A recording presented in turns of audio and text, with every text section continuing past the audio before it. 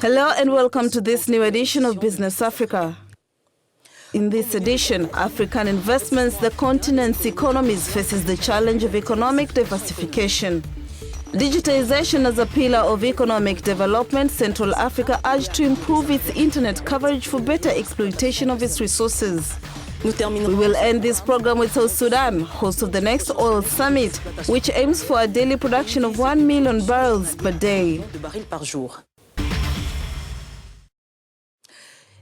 Digital economy, human capital, industrialization and global value chains, public-private partnership, energy and climate. All these themes were developed during the last Brazzaville Summit on Investment in Africa. In addition to international partners, Africans have been called upon to invest more on the continent in areas such as infrastructure and manufacturing. Report by Cedric Seosolo and Freedom Lemwa. Convincing a majority of African investors to invest in the continent is the new challenge for African economies. This is what emerged from the last forum on investing in Africa held in the Republic of Congo. It is even more challenging as foreign investment has risen sharply for the third year in a row. Nearly 11% according to the World Investment Report of 12th June by the United Nations Conference on Trade and Development. According to the report, this increase is explained by increase in demand and consequently in the price of certain commodities. However, the situation differs from one country to another. Investors are more attracted to special economic zones identified as a growth factor for foreign investment. There are 237 in Africa across 38 countries. South-to-south flows are still on the rise according to UNCTAD. The establishment of free trade area will encourage investment from outside the continent and more trade between African countries, according to Economies. However, key sectors such as oil, infrastructure, and manufacturing should be exploited to their full potential. To talk about it, we have received Loic Makoso, managing partner of RS Investment, a firm that advises clients on the structuring and financing of investment projects in Africa. RS Investment is based in Brazzaville, Congo. Hello, Makoso, and thank you for joining us. Hello, Amel. It's a pleasure. Makoso, there is a lot of talk about job creation in Africa given the current growing demand. What mechanism do you think can be put forward to create more jobs, and what sectors can be used today in the current context? So you know, we are not going to reinvent the wheel. For my part, I see three mechanisms. First, to encourage the private sector, promote local content, and finally, improve the employability of the working population. You told me about sectors. So today, our countries are mainly dependent on oil production. It is therefore necessary to diversify the economy.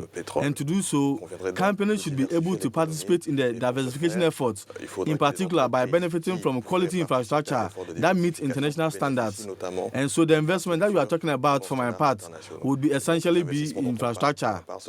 Essentiellement dans les infrastructures.